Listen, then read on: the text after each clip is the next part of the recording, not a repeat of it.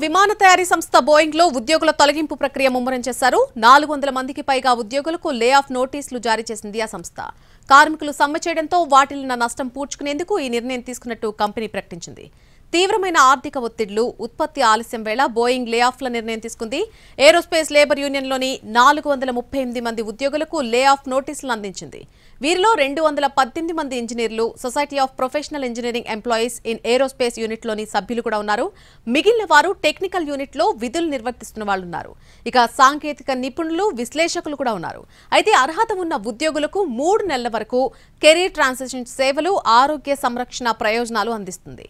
Seattle ప్రాంతంలో 33,000 మంది కార్మికులు కొన్ని వారాల పాటు సమ్మె చేశారు. దీంతో 737 మ్యాక్స్, 767, 777 జెట్ల ఉత్పత్తి నిలిచిపోయింది.